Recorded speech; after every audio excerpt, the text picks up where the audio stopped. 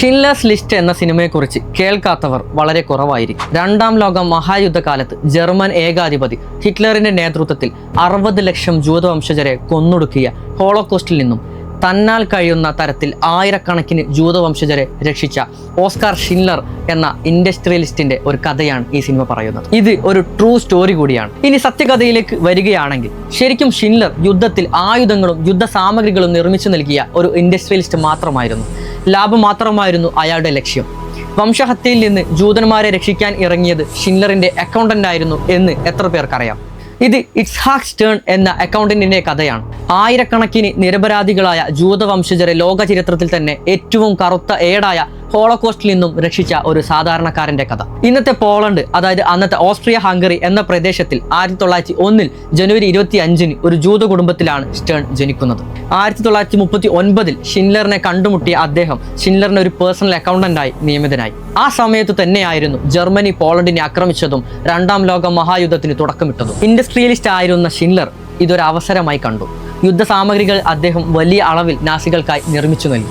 വലിയ ലാഭമുണ്ടാക്കി ഹോളോകോസ്റ്റിൽ നിന്ന് രക്ഷപ്പെട്ട് തന്റെ കുടുംബവുമായി ഷിൻലറിന്റെ സംരക്ഷണത്തിൽ താമസിച്ചിരുന്ന സ്റ്റേണിനെ പിടിച്ചു കുലുക്കിയതായിരുന്നു ആ വാർത്ത. തന്റെ സഹോദരന്മാരിൽ ഒരാളെ നാസികളുടെ രഹസ്യ പട്ടാളം പിടിച്ചു കൊണ്ടുപോയിരുന്നു.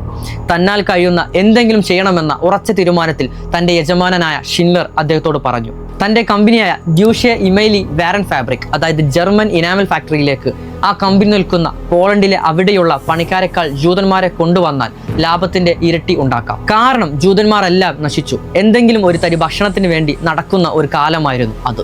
ലാഭം മാത്രം നോക്കി നിന്നിരുന്ന ഷിൻലർ അതിന് സമ്മതിച്ചു. പക്ഷെ അപ്പോഴും ഒരു പ്രശ്നം ബാക്കി നിന്നിരുന്നു. എങ്ങനെ ഈ പണിക്കാരെ പോളണ്ടിലേക്ക് എത്തിക്കും എന്നത്. ഇനി എത്തിച്ചാൽ തന്നെ ജർമ്മൻ പട്ടാളം ജൂതന്മാരാണെന്ന് അറിഞ്ഞു കഴിഞ്ഞാൽ ഇവരെ ഓഷ്വിറ്റ്സ് കോൺസെൻട്രേഷൻ ക്യാമ്പിലേക്ക് പിടിച്ചു കൊണ്ടുപോകും. അവിടെയാണ് സ്റ്റേൺ തന്റെ അതിമികവോട് കൂടിയുള്ള അക്കൗണ്ടിംഗ് സ്കിൽ പുറത്തെടുക്കുന്നത്. സ്റ്റേണും അദ്ദേഹത്തിന്റെ ടീമും ആയിരക്കണക്കിന് ജൂതന്മാർക്ക് റെസ്യൂമുകൾ ഉണ്ടാക്കി.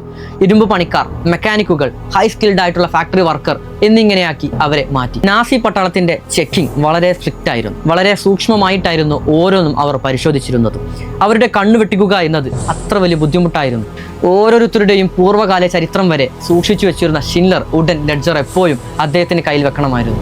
പരിശോധനയ്ക്ക് വരുന്ന നാസി പട്ടാളത്തിന് അതിൽ എന്തെങ്കിലും ഒരു തെറ്റ് കണ്ടാൽ സ്റ്റേണിനും അത് വലിയ പ്രശ്നമാവുമായിരുന്നു. വധശിക്ഷ വരെ നേടാൻ സാധിക്കുന്ന വലിയ ഒരു തെറ്റ്.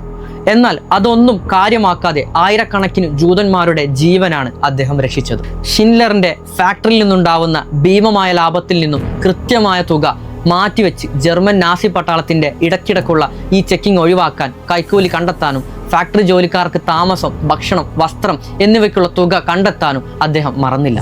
1945 ഫാക്ടറി മറ്റൊരിടത്തേക്ക് മാറ്റുന്നതുവരെ അദ്ദേഹം ഇത് തുടർന്നുകൊണ്ടേയിരുന്നു.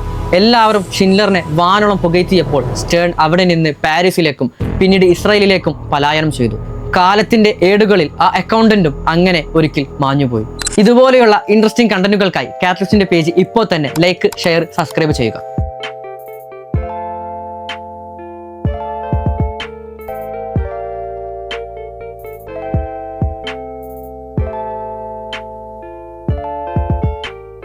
ഷിൻലേഴ്സ് ലിസ്റ്റ് എന്ന സിനിമയെക്കുറിച്ച് കേൾക്കാത്തവർ വളരെ കുറവായിരിക്കും. രണ്ടാം ലോക മഹായുദ്ധകാലത്ത് ജർമ്മൻ ഏകാധിപതി ഹിറ്റ്ലറിന്റെ നേതൃത്വത്തിൽ 60 ലക്ഷം ജൂതവംശജരെ കൊന്നൊടുക്കിയ ഹോളോകോസ്റ്റിൽ നിന്നും തന്നാൽ കഴിയുന്ന തരത്തിൽ ആയിരക്കണക്കിന് ജൂതവംശജരെ രക്ഷിച്ച ഓസ്കാർ ഷിൻലർ എന്ന ഇൻഡസ്ട്രിയലിസ്റ്റിന്റെ ഒരു കഥയാണ് ഈ സിനിമ പറയുന്നത്.